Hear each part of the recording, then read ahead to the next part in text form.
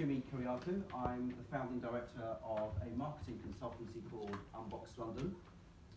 We're really focused on helping young companies identify new kind of lucrative on-trend target markets and figure out the best way of reaching them. We work with a broad array of clients, ranging from tech startups, right through to wellbeing businesses, web mobile apps, and even most recently in our portfolio is an Amazon Alexa voice-enabled device. All different products, but fundamentally everyone's got the same objectives, which is finding a market, finding customers, and helping their business obviously grow. Today what I'm going to talk about is how really understanding niche marketplaces and understanding how they fit in with your business can really help you gain that early traction as as an entrepreneur early on the journey, or even if you're an established business but you're looking to break into a new market. So I'm just curious, how many people in the room have actually got a business at the moment? Right, so it's about half, and the rest of you guys are here for inspiration to figure out, how to get your business off the ground, I'm guessing? Brilliant, okay, awesome. So, so I think the first thing I want to sort of touch on is, as I mentioned, we're a marketing consultancy and we're very focused on the London audience. And if you look at London as a geographical location, it's made up of literally thousands of tribes, groups of people, individuals, and so many times when I talk to new clients or even existing clients and I ask them, who is it you want to target? And they say, oh, I want to target millennials. So I'm like, brilliant. So there's now 2 million millennials, or nearly 2 million, just in London alone. What type of millennials are you looking to reach? And I think this is where the conversation gets really interesting, because again, if you start breaking that down and you start looking at all the different, say, millennials that live in London, or they all go to different live events, they eat at different restaurants, they're subscribed to different websites, they follow different influencers. I think even if you're looking at a smallish geographical area and an age group, that's not niche enough. I think as a business or launching a business and trying to build a market, it's really important to really try and understand what these people look like and where they live and what they do. And I think you've probably all heard this before, and we've been on this train now for a long time, but since the internet and social media sort of came into evolution and the spread of knowledge has been happening so rapidly, it's changed the way we communicate, and it's changed so rapidly, that a movement can start in a few days, because if people are able to share and find other individuals that can lock into their same interest groups and communities start forming. And I think the opportunity there as a business, if you're plugged into these trends, so even if you haven't got a business at the moment, but you're following specific communities online, or you're following certain hashtags or whatever it may be that you're interested in, you can really start seeing what's forming out there in the marketplace. And what I find really fascinating, because I'm a bit old school, I've been around for about 20 years in the business world, but never before, in say a 6-month period, can an unknown brand grow so rapidly and compete with a major player in a certain specific area in such a short period of time. Because the technology and the enablement and there's all these different niche communities that exist, these micro segments of the market, have made you able to do that. And I'm going to show you some examples of that right now. So just to kind of set the landscape, you're probably aware of the term micro-niche. It's a bit of a buzzword, but has everyone heard of that phrase before, used in the business sense? Show of hands of people that have. Okay, great. So what's happening now is, I've got a couple of examples. These are micro-niche businesses that are forming on trends that have been happening, that have definitely been driven, I would say, by social media and the digital world, both online and then taken to physical. So here you see a makeup brand called Jekka, which is exclusively focused on the transgender community. a year ago, and maybe even maybe 6 months ago, if you were transgender, you typically were buying makeup that was made for women. There wasn't a brand that was made for makeup just for transgender people. And to the right, you'll see an app that's about to launch called Kyriocua, which is a fashion app aimed at curvy millennials. So not just millennials, but millennials of a certain shape and size.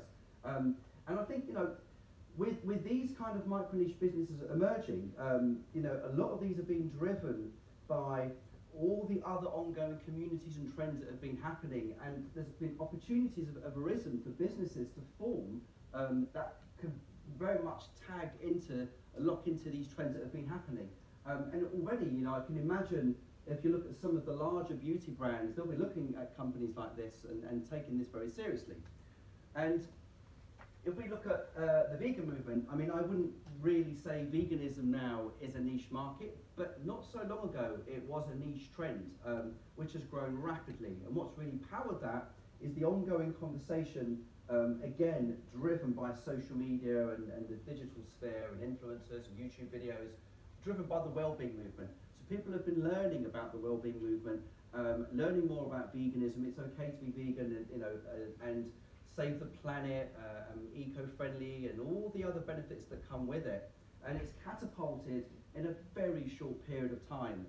I think it's grown by about 600% in the last year. I mean, even if you go into many of the big retail stores now, you will see the vegan section is equally as big as the meat section. So it's definitely not a niche brand anymore. But then something really interesting starts happening. Then, this is also the Wicked Kitchen, which is, so the niche brand has started to grow, then the larger corporate companies muscle in. So Wicked Kitchen is actually Tesco's vegan range.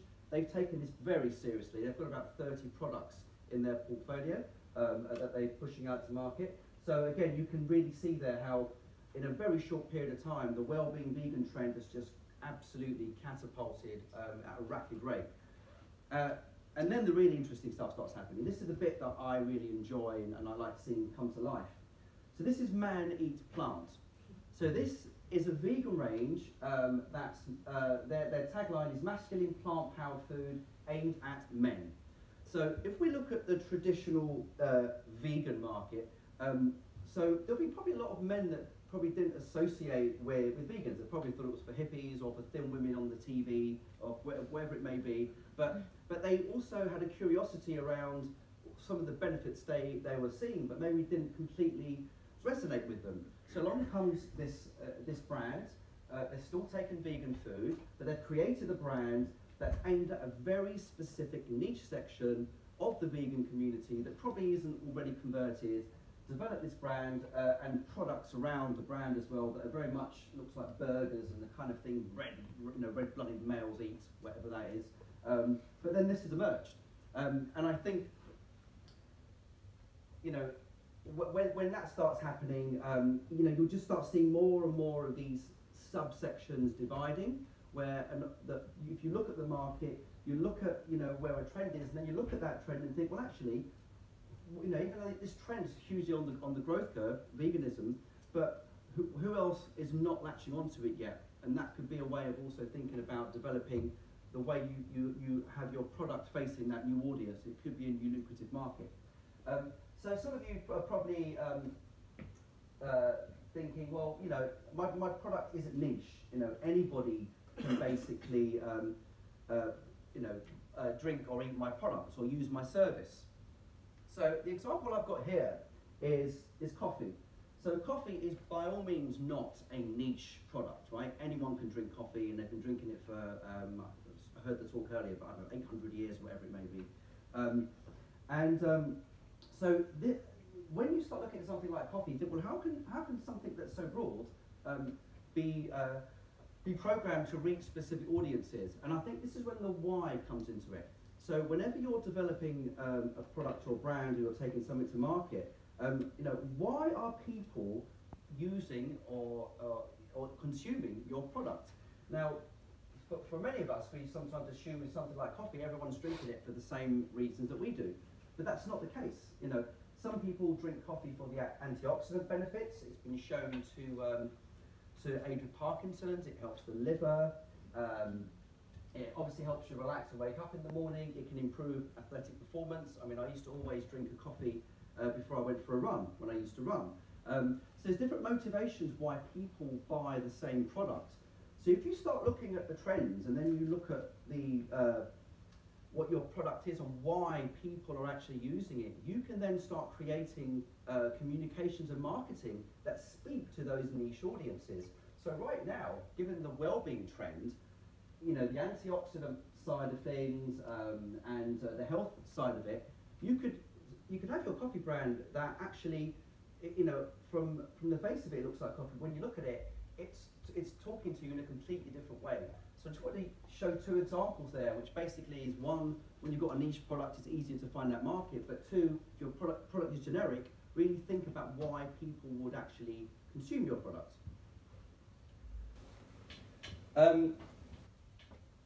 So this is where micro niches come into play, and I think as a young business, when you're just starting out, or when you don't have much resource, I think it's really important to really have a focused understanding of who your market is. And for many of you that put your hands up, that have started the business journey, once the novelty is worn off and you know, you're actually in the trenches and you've got to start growing your business, you know, it can sometimes feel a little bit like that. And I've certainly felt like that. Because you've got this big, noisy market, you've got to now start making sales, I don't know, you may have investors, and all of a sudden it can seem a bit daunting. And this is where, by having some focus and really homing in on a market that is potentially somewhere where you can gain some traction, can be hugely beneficial. And I think a tagline of, I think in small you can go big, and really doing the research, and I'll show you shortly how you can do that very quickly just on Google, but doing the research and really figuring out you know, who this potential first target market can be, can really give you the tools and ammunition to really kickstart and grow your business. So this is a quote I've taken from a fantastic business book by Daniel Priestley called Key Person of Influence, but I just want to, again, just set the landscape a little bit, that some of the biggest companies that exist right now, one of the biggest companies in the world, did start off serving micro segments. So, you know, again, you've probably seen these examples a million times, but I'm going to, you know, share them again. You know, Facebook did start out as a closed community for Harvard, and then it went to Stanford, and then it continued to grow. Ogilvy started out doing sales training. You know, they're now a big multinational agency. Amazon started out selling books. You know, that was their target audience. Okay, it was books online, but they started out selling books. They're now the biggest company in the world. So they had a very targeted approach. And I think, you know, when you talk to a lot of entrepreneurs, especially the ones just starting out, you know, if they have a product that can serve a wider community, and you say to them, you know, it's good to have focus and maybe cut out some segments of the market, they don't want to do that. They've got a fear of missing out. You know, our product is for everyone. I hear that time and time again. So, you know, the focus is where, you know, you can really create the value, because what happens is, it doesn't mean you know, you can conquer different markets, but it's so important to have some focus, get some wins, get some traction. If you're doing it on a smaller scale, then once you get that market share, then you just expand out. So in the first kind of part of my career, I used to work for internet companies, and we used to build out sales functions. It's the same process. You would literally have different individuals targeting different markets, either growing those markets via account management or new business. And then you just kept adding different people to that, and eventually you have a bigger ecosystem of what your business does. So as an entrepreneur, a small business, you don't have lots of resources. Find that hot target market and really try to develop that first before you start developing other markets. And then eventually, just like Amazon did, you know, I mean, there's nothing you can't buy on Amazon right now, probably in a bad way. Of course, insight and research is key. You don't go too micro niche. You've got to make sure there is a market, because, you know, ultimately you're trying to grow a business, and at the end of the day, you need an audience, you need people there that are interested in what you've got to sell or what you're saying, and if that isn't the case, you're just not going to have a business. So that's hugely important. So where do you begin? So thinking about the kind of group of people that were in here, I thought I'd use something that landed in my inbox this week with a company that I've been working with. So this is Chillscape. This is a beta app. It's actually in the App Store at the moment. But they're entering the kind of huge now on-trend marketplace for meditation. I think just in the App Store alone, I think there's been about 400%. Right, I've used that figure twice, I think. The increase in apps in the well-being space. And well, they're doing something quite interesting. They're using sound for meditation. And I want to just kind of talk you through something that I do in about 15, 20 minutes, just to give me an indication and an idea as to what the landscape looks like before we even move on to another conversation. So these guys are interested in finding out, is there a market, who's their audience, and I'm going to show you some, hopefully, some methodology around how you can maybe do some due diligence around what you're building as well. So the first step is research and insight. First thing I'm sure we all do is go straight onto Google. I've just pasted a few screenshots just to make the process easier to understand. So I went onto Google and I searched for meditation apps, and of course the first thing that appears are all the kind of big players, people like the Headspace, Calm. I'm sure you're all aware of them because they've been around for a while, and they're huge, huge businesses. So what I then do is think, okay, well these guys haven't got a huge budget, they're doing something quite unique. What are the other angles that we can use, and what's the other market that we can potentially find that gets us deeper into finding that niche market? So whenever you do a search on Google, you will also see searches related to, doesn't matter what you're searching for, that Google will show you other really highly searched for search terms that people have been searching for. And you can see searches related to meditation apps, best meditation apps, free meditation apps for beginners. Then an interesting one comes up, which is meditation apps for sleep. So I'm thinking, oh, that's interesting, because meditation really isn't, you're meditating for a reason. Meditation apps for sleep is giving you a real use case for why you would meditate. So I thought, oh, this is interesting, because actually it's defining a reason. Someone's got an immediate need and they're searching for an immediate need. So I then typed in sleep, just sleep in Google. I see sleep meditation coming up in the referrals. So again, I know a lot of people are searching for, when they're looking at sleep and sleep meditation, the two are linking together. So my gut's telling me this could be, an interesting micro niche and potentially identified. But doing a bit more kind of due diligence, I go onto Google Trends, and I look at meditation for sleep as a search term. And well, I mean, it speaks for itself. From 2004 to 2018, massive growth curve. People searching for meditation for sleep. So we've now moved from the kind of broad meditation crowded app market, which is very expensive to compete in. Now there's big players, it's quite mature. Now into more of a micro niche and a use case. So as I mentioned, I really like focusing on London. In fact, before I get to that point, I then do another search on meditation for sleep. And interestingly enough, 15 hours ago, in fact it would have been about 4 or 5 days ago now, Muse, which develops a headband for meditation, have just released a product, which is a meditation band that helps you sleep. So, and these guys have, they're a fairly established business, so the fact they've just launched something in the market says to me there's something going on here with meditation and sleep.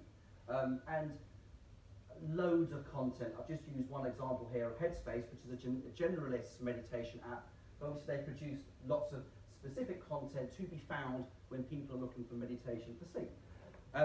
So I'll then look at the sleep epidemic in London, and of course London is more sleep deprived than anywhere else in the UK, in fact Europe, I believe. So we've gone from looking at a trend of what people are searching for, and not a nice trend actually, people not sleeping, obviously the increase in anxiety, depression, stress, we're all aware of these things, which is why the wellbeing movement is so on the up. there's straight away, a growing market of people that need to sleep, and people that are actively searching for the search term. So in my head, I'm thinking, okay, I can see a potential campaign here, but then we're not talking about when I talk about branding your business. I'm branding your business to target micro niches. I'm not a branding strategist. This is not about changing the brand. This is about changing your communication to a very specific target niche group. So just by playing around on PowerPoint, I looked at a few hashtags. I looked at hashtag Sleep London, which is surprisingly not that used. I've stuck an image on there, and that's the app itself, and there's the Chillscape brand as it stands. I haven't touched it, but straight away if you look at that, if you're interested in something that's going to help you get to sleep, we've now moved from a meditation app, which it still is, but now it's actually something that helps you get to sleep. So that's kind of how the thought process works there. And then the next step, and this is the really interesting part actually, and this is something which maybe it could happen before you do the other bits and pieces as well, but it's really understanding the wider market and really thinking about doing research as well. What other segments of the market are also interested in potentially a similar partner, or sorry, are interested in the product or service that you've got to offer, because there are overlaps everywhere. And if we look at meditation and something that's, I would say, well-being, I've kind of given an example here of the well-being industry and how it's all connected. So in theory, somebody who would download a meditation app would be interested in alternative medicine, health eating and nutrition, health tech, fitness and body, workplace wellness, all these different types of industry segments. And actually these circles are at the right ratio of size from about 2-3 years ago.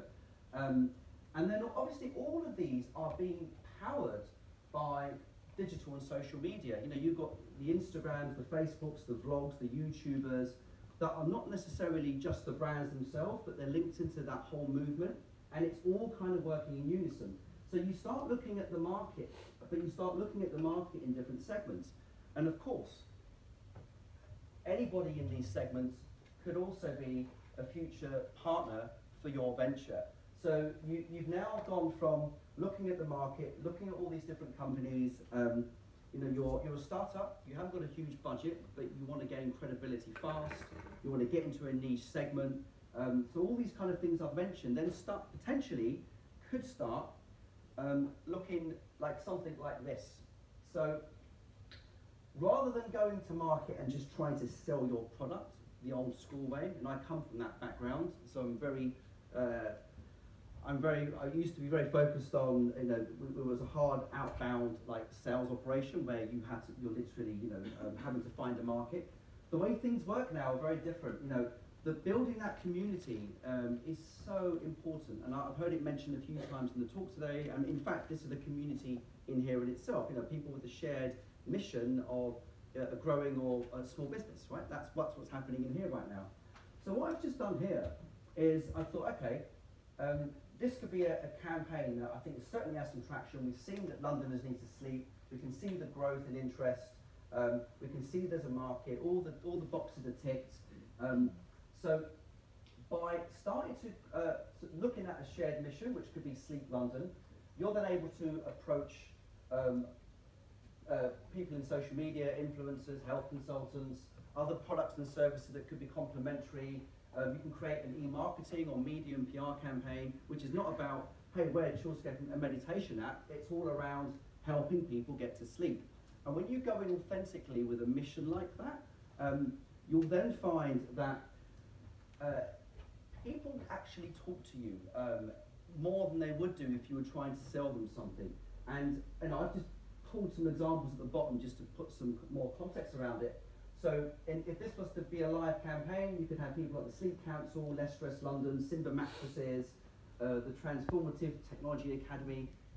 There are literally thousands of other companies out there that if you can convince them enough that you're going to grow a community that's of value, that they would come on the journey with you, and you'll be able to share resources, information, and really start mapping out a segment of the market and to start growing it without the need of just going to market and selling your product. And you can replicate this in many different ways. I've just not long ago finished a project with a client, which is a food app, which could be anybody could download this food app. But we went very specifically in an area that was very hot for new restaurants, which was East London. We created a campaign around that, and we then put another layer on, which was progressive independent restaurants in East London. We want to celebrate the East London community, and we brought in partners like Dalston Cola, the local breweries. We created content with them, because when you start bringing in other partners, without a big budget, you've got, and it has to be authentic. I mean, to a degree anyway. You can't, if you have got an idea that is on trend, you can create content with other people. All of a sudden, you've got a ready built community that will all of a sudden put Chillscape, which is an unknown, it's an unknown brand. Like I said, the guys are super smart. They're based in Tobacco Dot and they produce music apps. But this brand is, I don't know, it's probably got 1,000 downloads, right? All of a sudden, if these other partners agree to work with you on some of the above points, on social media campaigns or on sharing e-marketing campaigns or whatever it may be, then all of a sudden you've got a community that is looking at your products, and they've got an immediate use case for it as well. They can really quickly understand what it can be used for. So the benefits of going niche, and again, I think this is really important for a small business, and I've put a few of them on here. So make sure marketing and communication is easier, because initially you can focus on one sort of key area. That will allow you to gain traction and momentum faster. You become a specialist, which I think is really important. I mean, some of the startups I've been involved with, people, because I'm working on something so micro in the market, people just assume I'm a specialist because I'm talking about this topic when I'm not. But obviously, if you're focusing on one key area, you will become a specialist very quickly, because you're gaining a lot of knowledge and you're making contacts in that community. You've got less competition. So again, if you're lean, then you can really go and start getting those early wins, as I mentioned earlier, to really help you elevate your brand much faster.